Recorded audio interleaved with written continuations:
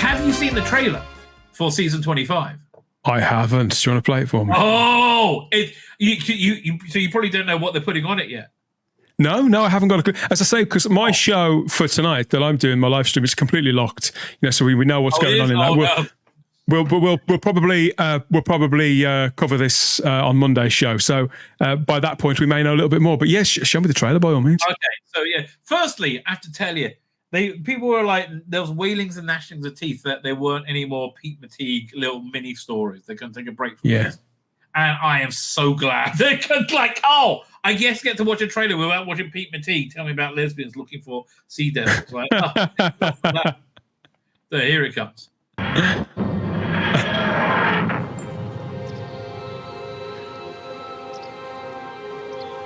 25? Relatively speaking, yes. It's 25 years since I first visited your planet. You ever seen this before? Yes, but in a rough cut, in a time-coded form. What do you reckon? Things more peaceful, quieter, calmer now? Wow.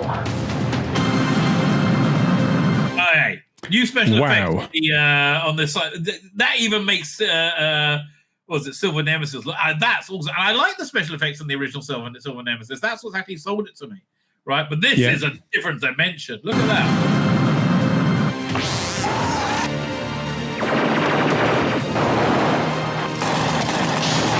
The season 25, you don't know, is 3 of the best stories I've ever seen. It's the Remembrance of the Daleks. I love Happiness with Troll, but a lot of people don't. I love Happiness with Troll and Greatest Show in the Galaxy and Silver Nemesis. Welcome to the Candy Kitchen. So where were you on the Candyman when you first saw him? Because there was wailing and gnashing of teeth with him. People hated the Candyman. I think the Happiness Patrol is a really strong story and probably one of the best stories of the 80s. But I was at school, so I was like 14, 15. They just screened Remembrance of the Daleks, where everybody was taking Doctor Who seriously again. And then the week after it, you got that walking around, lolloping around on screen. It was an instant fall from grace for the series. It was very difficult. I must be older than you then. I must be a little bit older because I was like 17, right? And so I was, don't do drugs, kids, but I was just into weed then. And oh boy, that is a great combination. Happiness with Troll and lots of weed. By the way, also another great combination is Warriors Gate and lots of weed, right? And also, obviously, Greatest Show in the Galaxy. That with, I think you could drop acid with Greatest Show in the Galaxy and it would just get better.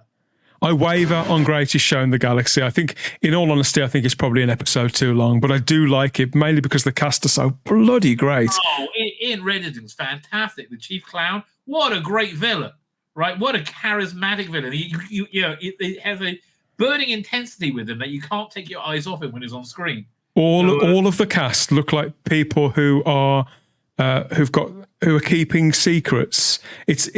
I think they're very sophisticated performances by pretty much every one of them. And I've spent a bit of time with Christopher Gard, who played Bellboy. He's a lovely fella, very deep. He's a proper old muso as well. He plays in a rock band even now, and he's like well into his 60s. So he's quite a deep soul. But I think everybody else who worked on the show, people I've seen in other things like Dee Sadler, I've seen her in lots of stuff. And she's only in this very, very briefly. But it's a really memorable. It's a really memorable character. Everybody is good. And what really sold me about Greatest Show was how trippy it was, how surreal it was. It was basically designed to be watch high, okay? Which for me at 17, right? It was. It's a lot more successful. It's a lot more successful, I feel, than Paradise Towers. Even though I've got a soft spot for that as well. Yeah. I think the script is. I think it's tighter. I think the characters are more studied. Hippiness Patrol, says PD Rich. Something from poor special effects. Wait and see how they put it out on this set. Doctor Who. Have you never wondered where he came from? Look at the picture. Who he is. Oh, they've had a lot of fun with this. They've had so much fun with this. Look at that. There's lots of new special effects, and another thing that sold me with Greatest Show was the confrontation he had with the Gods of Ragnarok at the end. That was Just you had some great Sylvester moments. You had the confrontation with Davros in Remembrance of the Daleks, probably one of the best Dalek stories ever. I mean, I put that total. I prefer watching that to Genesis of the Daleks because it's a little bit tighter, right? Genesis kind of meanders a little bit in the middle. Yeah. Yeah, everything about it is perfect, and so and you have this great scene, which was apparently because they put it in because they're running late, they're running short, and it was like literally written on the back of cigarette papers packets where the Doctor confronts these two snipers. Right. Oh yeah, I know. And it was such a dark and powerful scene, which I juxtaposed the brightness of it, which really worked well. Happiness will prevail.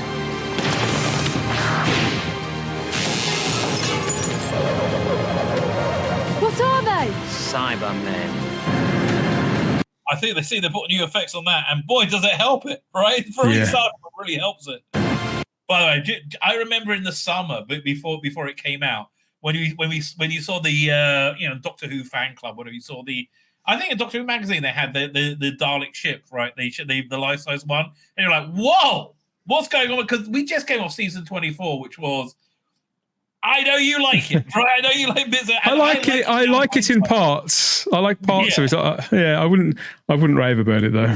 Right. It was like it was a season where they didn't know what they were doing, and it was kind of like, generally speaking, crap, right? Generally speaking, crap. But then, for me, the Capaldi's Doctor really came alive at the beginning of his second season when he came out in the tank, which most people hate, other than me. I love that. Bluntly, Group Captain, we're a lion. But and there was I remember with like my friends, they really liked the cliffhanger on Remembrance, where Ace is trying to put the RPG and thing, and she's surrounded by 3 Daleks. And great acting by her. She looked terrified. Yeah. On the Doctor, because only the Doctor knows what is going on. Ashes to ashes. Dust to dust. They'll talk about this explosion, I think, on the commentaries, right? Yeah, it singed the back of his trousers, didn't it? It was huge. Dust to dust.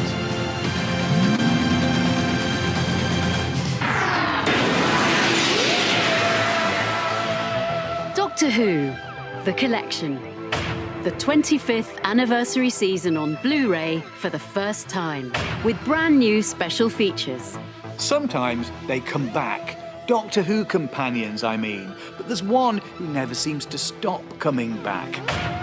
Didn't they already do an in-conversation with Sophie? Apparently not. It seems not. Yeah, I thought they had as well, but... I don't give interviews. Everybody had been saying to me at conventions that, do you think Ace will come back? I'd love Ace to come back. People were desperate to know, to see, to have... Right, that was the best bit of the... I love of the Tales of the TARDIS. And again, I lament it so much. Like, now I saw Empire of Death, which I didn't really like, right? But the reveal of the memory TARDIS would have been so impactful had they not done this. It's so annoying, right? This whole era is about how different ways to shoot yourself in the foot. Right. I suppose at least when it comes to the general audience, a fraction of them will have watched these tales from the TARDIS. But they won't have any nostalgic connection to this stuff. This was made for fans. Yeah, that's true. That kind of closure, I think. And it was just the call that I never realised I'd been waiting for all that time. The story of Andrew Cartmel and Doctor Who is like one of those miracles from the business pages. Yeah, I'm going to be up for listening to this as well. He comes in when the show is in crisis, he turns it around, he creates a kind of renaissance, and then... So it's going to be Andrew Cartmel in conversation? It looks like it, doesn't it? Yeah, seems so. BBC gives it the chop anyway. Because John had sort of run it into the ground. But then he proceeded to run it out of the ground again. And by the time we'd finished with it, with something like Survival, the show was in, I'm getting goosebumps thinking about it, it was in fantastic shape. I'm sorry I was late, I was just checking the news. What's happened? Well, mainly it's about you. Chris has given up directing now, but he has... What did Chris Clough do in the news? I don't know. Looks like it was something to do with that Mr. Bates and the Post Office drama from last year. That must be it. That must be it. Or was it earlier this year? Yeah. I wondered why they chose to interview Chris, because they don't usually give in conversation pieces to one director. Lots of the directors are still alive. Like, frankly, I'll be much more interested in hearing from Alan Waring, who did he do anything in the season 25? I can't remember. Greatest show. Oh, Greatest Show. I like Alan Waring's work a lot. Then fine. Yeah, so do I. He did two things. He did Ghostlight and Survival. Survival, yeah. Hasn't left television behind, and he's produced work that has been zeitgeisty, prestigious. I took a leap into the unknown and said, okay, I'll do one. And you're walking into a war zone. Back in 1988, this old school was the location of one of Doctor Who's greatest comebacks, which included a charismatic 22-year-old who looked like he'd dropped in from some Hollywood movie. I loved him straight away. I think he died, didn't he? I think that's right. Yeah, he passed away quite a long time ago. I mean, I think It's a Sin was somewhat based upon him. That's right. Yeah. So, which we're going to find out in a minute, because charming, twinkly eyes. He was just this. I was young. He was the most beautiful man in the world. He was just impossibly beautiful. Okay, so here's my problem, right? I remember, early 2000s, my wife really got into sushi, right? Really loved sushi. It got to a point where I couldn't have sushi for like 3 or 4 years. I'm like, enough, no more. I can't have any more gay Doctor Who, Russell, okay? I'm filled up with gay. I know you loved it, right? I don't share anybody in here animosity. I've just filled up to the brim with gay Doctor Who. I'm enough already. It's not just gay Doctor Who either. It's gay absolutely everything. Everything. Oh, please, Nigel Frost. Let's get a miracle. Man, you would see at parties just shining and being glamorous. We were both, in a way, newcomers, and that was nice because we were exploring together. As we meet the cast and crew on our first... I remember this. This was the original Silver Nemesis release on VHS. That's right, yeah. Which had a terrible cover. Day of shooting. All are working under extraordinary circumstances. Big smiles, girls. It's showtime.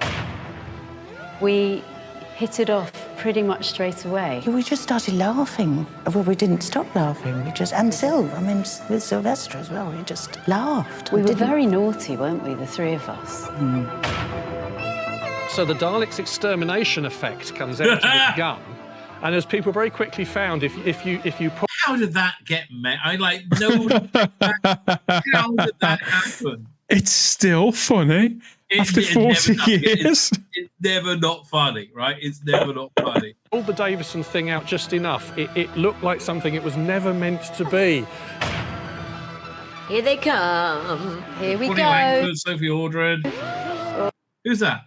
That's Jessica Martin, who played Max. Oh, I would never have worked that out. Thank you. Ooh, it's very scary. Who knows? Yeah. Well, who's on the couch there? There's Janet Field. No, I don't know who the third person was. That's Dame Sheila Hancock there, who played Helen A. Oh, Helen A. There you go. Yeah, actually. There you got Sarah Sutton, Janet Fielding, and Wendy Pabry. Ludicrous. Yeah. Oh my goodness. That's a good combo. Nicola Bryan and I'll tell you, that's. I might put that on the slow-mo quite a few times. Let me tell you. I like the leather print, Nicola. Let me. There's a couple of gilfs you won't mind being sat in between. Exactly. Please tell me more about Top 2. We're fighting.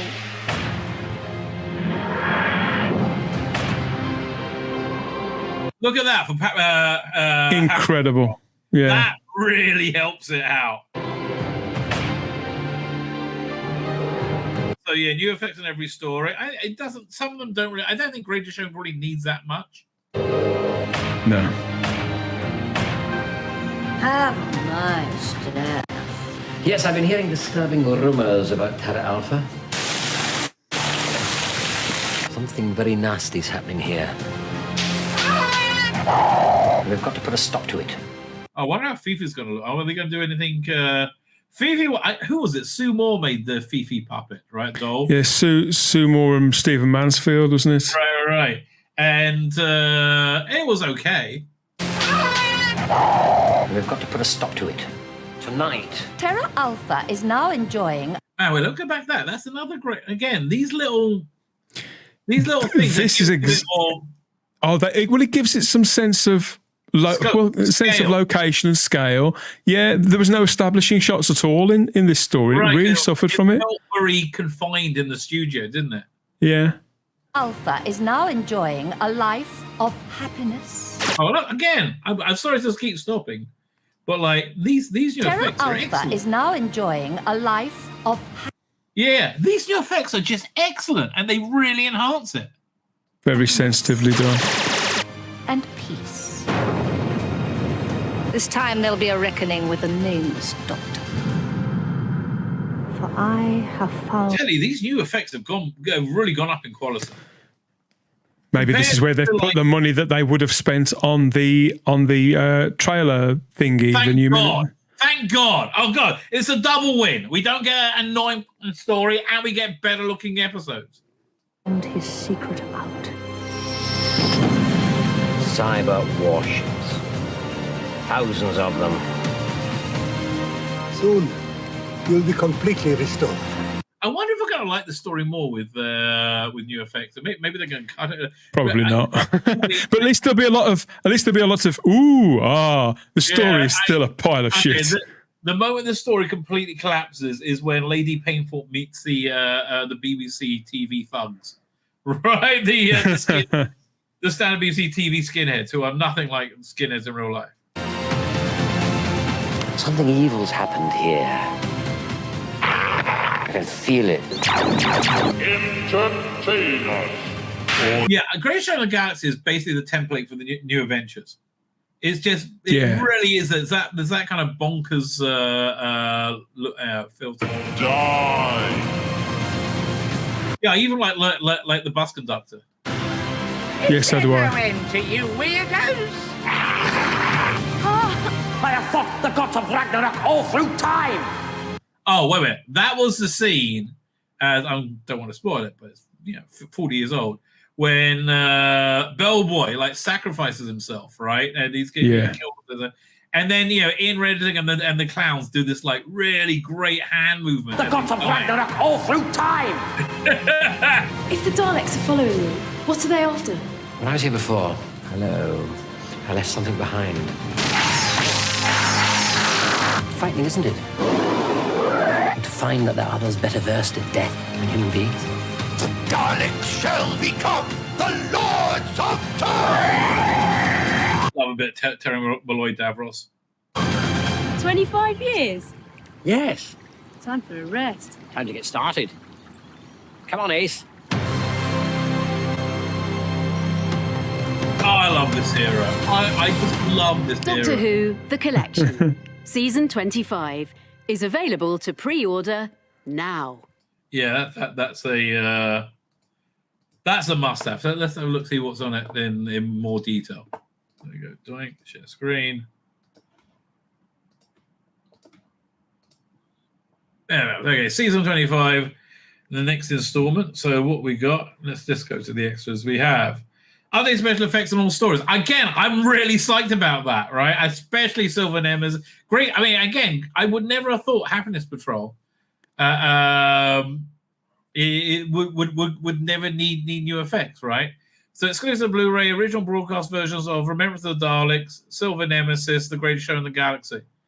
What's this must be the first time. This must be the first time they've ever done a complete series with new special effects, hadn't it? Simply because the other seasons were far too many episodes. Right. And I look, I think this is an easy one to sell to new audiences because the quality. Again, who was that I watched it? It's Sensesphere. I can't remember. Who was it? Oh, it was Review. No, it was Review It Yourself. Review It Yourself, yeah. He'd never seen Remembrance before. I was like, this is brilliant. And it was. It's absolutely brilliant. So you got behind the sofa is Sylvester McCoy, Bonnie Langford, Sophie Aldred, Nicola Bryant, Wendy Padbury, Janet Fielding, Sarah Sum, Sheila Hancock, who doesn't get the name highlighted. Oh, Karen Gladfield's in it. And Jessica Martin, she plays Alison. Mark Hardy, Cyber Lieutenant. Oh, awesome. And it was him with Ian Banks, who used to be in everything. They're appearing all the time. In conversation, 3 new episodes. Sophie Aldred, script editor Andy Cartmel, and Chris Clough. This stuff I'm confused about, but okay. Rare documentary from 88 it's rare because it was shit, essentially. That didn't really help. So you got the VHS extended version. Look, dude, we that was one of my problems with it. I'm getting more of this. Leave me alone. Yeah, the extended version is considerably worse. It just means you waste more of your time. Right. But they're not mentioning new effects over here on Greatest Show, but we just seen them. Like, we literally just looked at not Greatest Show on. We literally just watched them. Doctor in Escape Room. So it's Sophie Aldred, Bonnie Langford, and Sylvester McCoy. That I'm going to enjoy watching. That looks fun. Sophie with Leslie Dunlop, who also appeared in the story Frontier. Oh wow, who did she pick? She was Norna, the what's his name's daughter, Professor Range's daughter in Frontiers. Right, one sec. Let me just put. Yes, because she had a very distinctive look. If it's what I'm thinking of, Frontiers. Yeah, she got a spiky haircut. Yeah, very 80s, very 80s. There you go. Well, I had no idea it was the same person, right? No idea whatsoever. There you go. Fine. Wait. Stephen Mansfield interview, practical effects genius. Oh man, that's gonna be fascinating. I've never seen him interviewed ever. Yeah, that's really gonna be fascinating. The location footage, the studio. I've never watched that stuff. Okay, all the stuff, right? So yeah, that's a strong way, and it costs. Let's have a look. See how much it costs. 55 quid, something like that. It's pretty reasonable. It shows me in dollars. Let's have a look. Amazon. It's hard to believe, isn't it? Sorry? It's hard to believe we're now looking at release dates that are towards the end of the year, when this seems like a pretty new year to me still. It's July, baby. It's 4th of July. Yeah. We're halfway home. Again, another nice looking set. Can I expand it? Oh, yeah. I love the graphic design they do on this stuff. And there you can see the Happiness Patrol. They painted the TARDIS pink. Yeah, this is something I'm genuinely excited about, right? This is going to be good news. I think that was good. Something else, by the way, that it's quite exciting if you didn't get these before. The 72, 87, 88, 89, and 97 and 2074 Master Annuals are all available again. Have you ever seen any of these? Yeah, I have. We had an exclusive, in fact, on their last title on Type 40 Live, the 8th Doctor Annual. They sent us like samples and things like that, and so we did a whole thing of it. We did a big promotion for them. They haven't asked us to promote this, but yeah, they're good people. They do great things, and there's a huge market for this sort of thing, and it gives writers a good opportunity as well, fan writers, to get in there and get something out. To the rest of us. These things are just beautiful, right? They are. There's such a labor of love. So you get how many? 1, 2, 3, 4, 5. 5, and these are normally quite expensive, but here, cover it. Say about how much they're charging for it. It is $38 USD. That big sounds book very like reasonable. that. Yeah, so they're big books. Is that really? That's it. That seems too cheap. 1 second. 38. Let's see what cover B is. No, 38. That's very reasonable, right? That is very reasonable for these, because again, these things are gorgeous and there's such an incredible labor of love. Here, let's see them on Facebook. Oh, I should have gone to Twitter instead. Yeah, because it's all about, if you see the content inside it. Terraqueous. Avenue Who? They're on your show, weren't they? Yeah. Jay's a really, really good bloke. We've been meaning to have him back on for a little while, actually. I really enjoyed the interview. So, are you on tonight? We are on tonight. Of course, we're on tonight. We are live from 8:00 as always with the return of Simon Horton's back, so that will please a lot of people. And we've got some. And there's no shooting up with Doctor Who just talked about, so he should be okay. Yes, so he won't need a care package delivered tomorrow. Won't need to send him a big bottle of booze and a bunch of flowers. No, he'll be fine. He'll be fine. But we're going to have fun. We've got a lot to talk about, a lot to catch up on. And apart from the Blu-rays, which you're going to have to wait till another time, but we have lots of tasty morsels to get your opinions from out there in the live chat. So please be there from 8 o'clock with myself and a few friends huddled around the console for more Type 40 Live. I really totally believe this spin-off is happening, the war between the land and the sea. They're starting to shoot it in September. It's going to be a late 25 release date, or let's say that it's going to be a late 20 at the earliest, late 2025 release date, which means I guess the next season will have Sea Devils and Silurians in it, because I think this is kind of a spin-off from it. Well, you have to come at 8 o'clock and find out what I think. I've got some things I don't think anybody else has got out there. So I have found out some more things about this project. Come and join the fun later on at 8 o'clock to hear all that. Okay, and Martha Jones. Again, this just feels like so current day Disney. You would have a Martha Jones, Kate Lethbridge Stewart, whoever, stare out with the woman in the wheelchair with the missiles. Okay, I find the wheelchair with the missiles less annoying than the mobility scooter for Jenny Rush with the machine guns, right? Yeah, his Segway, a 13, 14-year-old kid with lethal weapons. I just it was so many bad decisions, right? It's so many shockingly bad decisions they made. Yeah, it's pretty bad. But we've got the ratings to look at as well, which I think the last ones were published a couple of days ago. So we've got all that, and we've got lots more little things as well to have fun with. Some ridiculous pictures and lots of nostalgia. We've got the Doctor Who diary, and you got to be there to find out what else is going on. It's a good escape from the election. There will be a certain amount of election fun, poking fun at everybody on the show later on. So we'll be doing a little bit of that, but it'll mostly be election free. I don't know. Like for me, I'm detached from it. I'm still hoping for a Farage miracle, right? It's if only. It could happen. Listen, how far behind was Trump in 2016 on election night? It was about 5 points behind. Was he really? Yeah. You forget. Wow. Here's the thing. I'm always disappointed by these things, right? I'm always disappointed, but they need to tell you it's hopeless because he's really got a shot.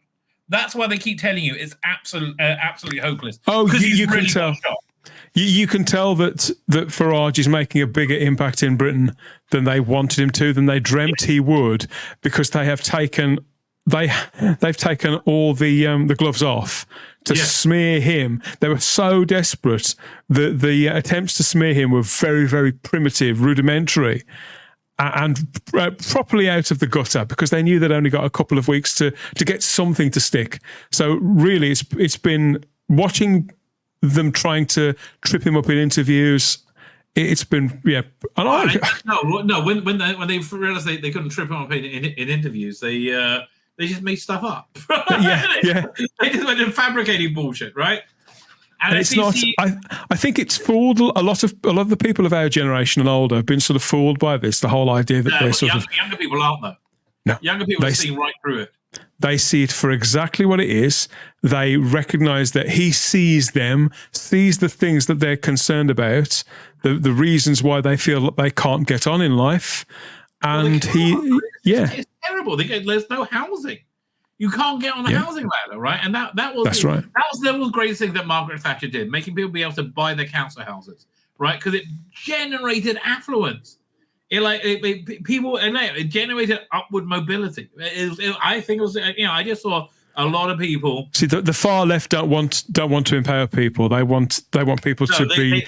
They want to control. Reliant. People. Yeah, they want you to be reliant on the state. That's the expansion of government. Right. You don't need to make your own choices. Why would you? We'll look after you. We'll take care of it. Right? You don't need us. We'll think for you. And that's how we got so many morals around. So anyway, you're talking about the ratings. People will keep saying the ratings don't matter. No, ratings don't matter. Even if they were good, they would matter. So did you see this thumbnail? Which it cost them millions to collect those ratings. If they didn't matter, whoa! Take a look. Is that Billy Gibson? Brilliant. But the ratings don't matter. They say Millie Gibson's saying exactly the same thing as you. The return of the Jodie Bear. God, I've missed her. Well, listen, the Jodie Bear was never going to be retired. I think there's never going to be retired. Fine. Well, what else is going on that we need to talk about? Now, let's go over here. One second. So, you spoke about this on your show last time, right? I think you spoke about this on your Monday show. Probably. I wanted to. What was that? What day was that? Who am I again? What's my name? I don't know. Type 40? You? Oh, yes, that's right. Yes, this is. Yeah, we did cover this. Fine. So, my take on it is this, right? Why?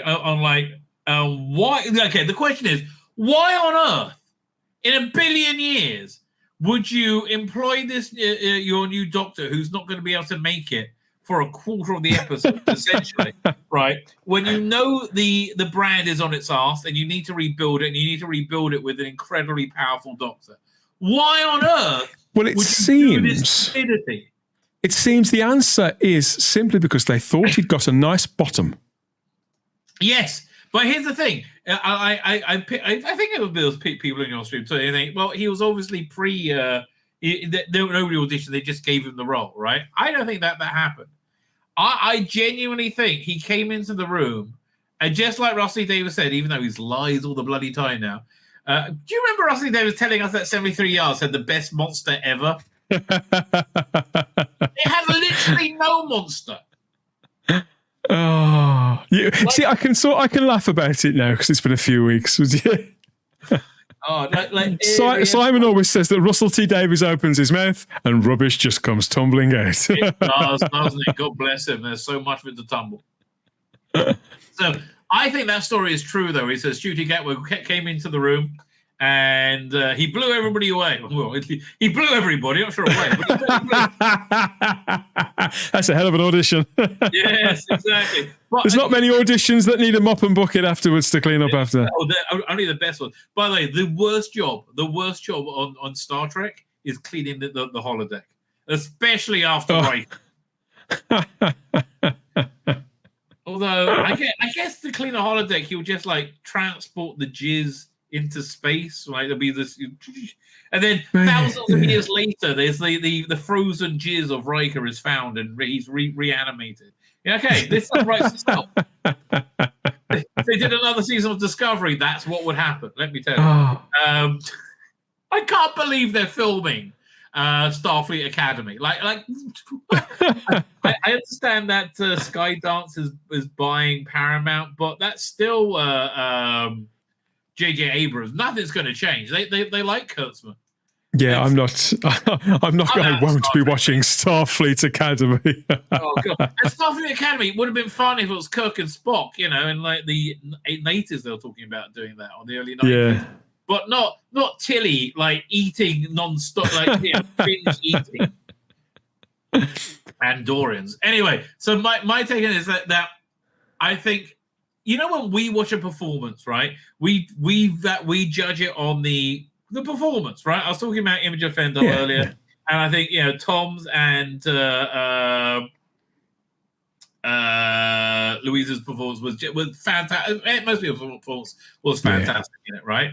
But we watch a performance and we judge them. Although I am more favorable to Nicola Bryant and Louise Jameson because they turn me on. I mean, that's just I guess it's human nature, right? But I think seeing a black gay guy who's super hot, like let's say we see Tom Baker and we give him like an 8 out of 10 on his, if you can quantify it. I think Ncuti Gatwa's performance, and for me, for vast majority of the series, he got like a 3. It was like a 3 out of 10. But I think Russell he was great in 73 yards. Just he's only in it for like 45 seconds. Okay, the only reason it was great in 73 yards, you didn't get sick of him in 10 seconds. They did the Jodie Whittaker ploy of getting him off the screen as fast as humanly bloody possible. Anyway, although he got time to wear another stupid outfit. So when they see somebody black, they say his performance is a 3. That gives another 4 points. They would say up to a 7. Oh, yeah, then he's gay. It goes up another 4. Right now he's up 11 out of 10. And here's the thing: they're not making it up. They love it that much that he's black and gay, right? And they can't understand why the whole world isn't going, oh my God, this is the best thing since Tom Baker, best thing since David Tennant. You could tell that this production just expected everybody to take it into their heart and love every second of it, and not for it to be a crushing bloody failure, which it was. They've been stuck in their own bubble for so long now. They've forgotten that these excessive tastes of theirs, these very particular tastes of theirs, are not mainstream tastes.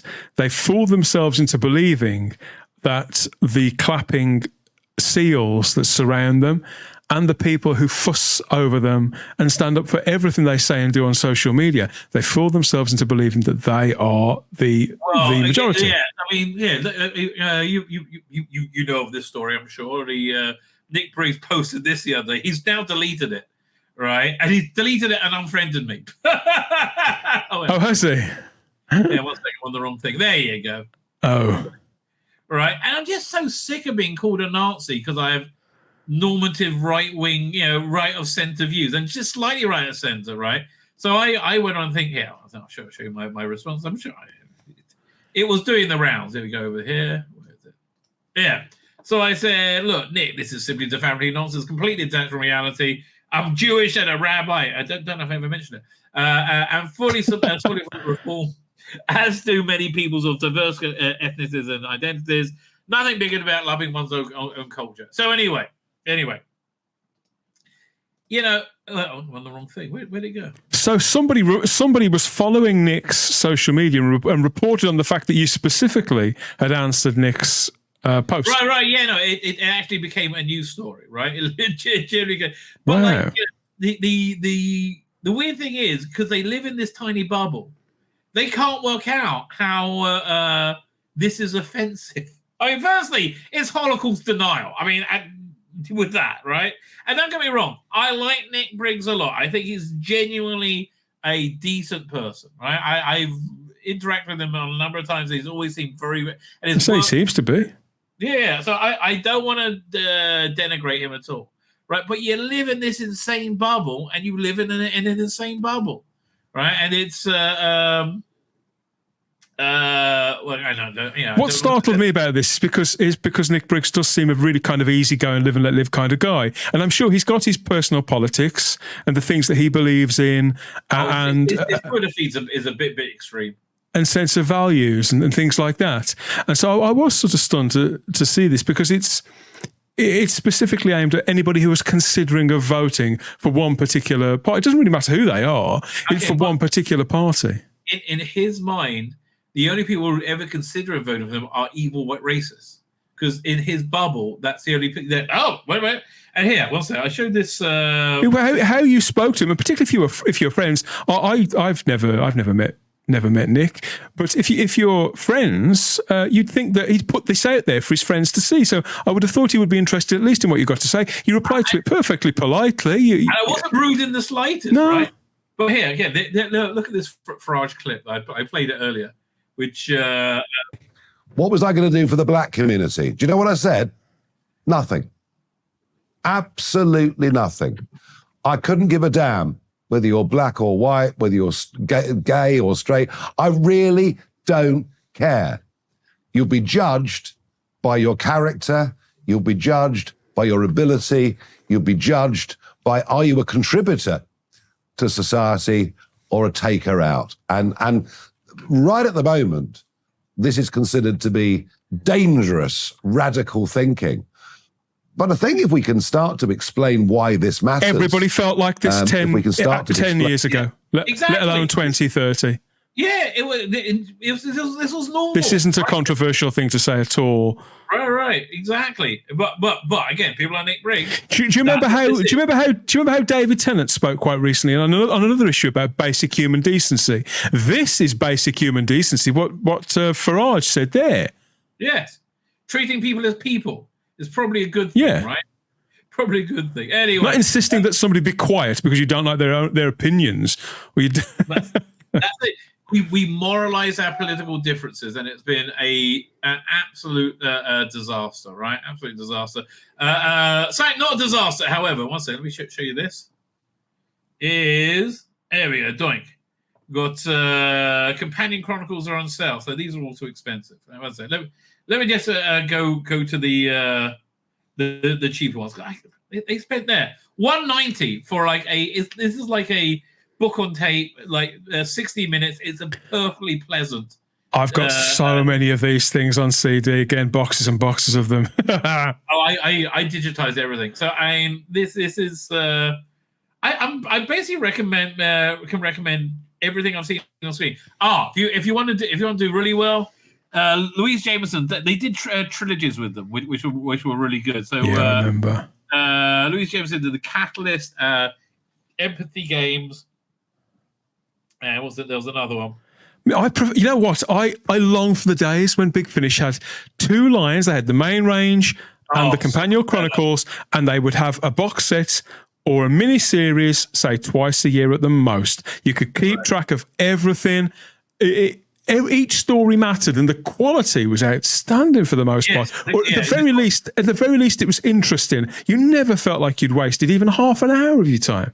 Well, the one I listened to today, I really liked a lot. The Dark Gallifrey one, I thought somebody who I like in his opinion, we almost always agree on. He hated it because it's completely non-linear because it's dealing with time falling apart. Is this the David Warner one, the brand new one? Yeah. I love that. By the way, another great one, The Suffering. This is one of the best things on. Well, I don't want to say feminism, but it's all about the suffrage movement, about women getting the vote, and it's such a great script, right? It's such an absolutely fantastic script. It's got Maureen O'Brien and Peter Purves. Who wrote this? I'm trying to see it right. It was written by Jacqueline Rayner. One of the best things she's done. It's absolutely fantastic. So Empathy Games, Catalyst, that's the recommend. And also you had this Gene Marsh trilogy. Again, for $1.90. Oh, these were really good. Yeah, I bought all three of those. Yeah. Totally worth it. The Key to Time you can give a miss to. Mahogany Murders. Mahogany Murder. This was the first time they brought back Jago and Lightfoot. And this led into the Jago and Lightfoot adventures, which is also fantastic. That was great. Wonderful stuff. Let me just see if there's any more. This one's also great. The Solitaire, Celestial Toymaker episode with India Fisher. Guardian of the Solar System, also a Gene Marsh one. Fantastic. Right? The Gene Marsh trilogy. Where's the Final Places? Okay. Actually, it makes me want to go back and listen to these again. I've got them all right the way through. Perpetual Bond. Oh, Gay Doctor Who when it was good. Oh my God. So this is a new companion comes on for 3 releases with Peter Purves, right? And he's a businessman. He's a stockbroker from the 1960s, and he's gay. And because of the 60s, he's very closeted gay. And he basically comes out and leaves in this trilogy. But again, it's very sensitively written, right? I really liked it. Rocket Man, another excellent one. First Wave, that's the last one of that. Memory Cheats, that's a Zoe trilogy as well. Where's the one I really like? There's a Joe Grant one called The Scorchers, which was freaking awesome. It's one of my all-time favorites. Yeah, I remember that one as well. It was like Joe Grant invaded with the invasion of the Muppets, essentially. There you go. That's 510. That's not. Why is that so exciting? $190 is what is the price when you're going to sell them. $637. You're out of your bloody mind. Stop. Oh well, $190. Fine. So go up to. Don't spend more than $190 on them, right? But you could really clean up and get yourself a bunch of really great Doctor Who here, which strong recommend, right? Strong recommend. And what else? Yeah, 1 second. We got news. Something else happened with them recently, which was they bring out a new suit. Oh yeah, the Doctor Who stuff alleged. A live experience. I was confused because I know a few people who've got tickets for this, but they don't actually go on sale until tomorrow morning. And so I thought, the people who have got tickets. Oh, you can? Yeah, I think I even sent you a message about it. Man, 1 second. So I went to the website. It just says tickets not available until tomorrow. Oh, I think you might be out of luck, mate. Well, which one would you want to go to? The 7:30 or the 2:30? Oh, I haven't thought about it. Well, let's look at the 7:30. See how sold out it is. Get tickets. Now, for this one, I think they should. Okay. So the cheap ones are gone. They're now. You only got all per ticket. Includes all per ticket fees. I have no idea how this stage is there. When I looked at it earlier, it didn't look like this. Now let's look at the 2:31 then. Ticket. No. Okay, over here. But again, if you want to go to this, I would. This is something they should be doing a lot more. Now, the thing is, though, I think they. It's not opening up. Come on, you can do it. This could be a tester for maybe doing it more regularly, I'd say. I'm sure it is. Because Colin Baker does a lot of these audio readings on stage. There's Sherlock Holmes ones. Yeah, just ghost stories and all sorts. I think just things at Christmas and stuff. Yeah. Right. So the artist. So maybe you'll be able to get kept tomorrow. Or if only. This morning. Speaking of which, I better dematerialize. Right. It is late. It is late. But before you go, though. Thank you. Yes. Before you go, my last thought on this is that I'm on the wrong thing. Where is it? Doink. Is like the story I'm vaguely interested in, but I might buy the release. I'm more interested in the experience. Like I wish they would sell this as a like a live stream, or you can buy a DVD of the experience. That would be much more. They should have They should have a set. Where you should write to Nick Briggs about it. Well, I would do, but he literally just unfriended me. You know? I think it might be a bit fucked off of me, especially if there's a Nigel Farage miracle, right? That is not the time to say, "Hey, Nick, how you doing?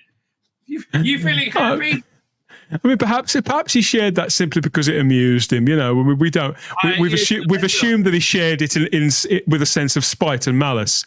He may have just shared it because I don't think he did. I think he believed it though. I think he thinks it's real. But yeah, what can you do? Anyway. So yeah, they should sell this as a DVD and a CD of the story. They'd clean up. I'd buy that. They would. I would totally buy that. Fine. My name's Tzvi Lebetkin, the Rabbi from another planet. Please like, share, and subscribe, and ring that little bell. Ring the little bell so you're notified when new videos drop.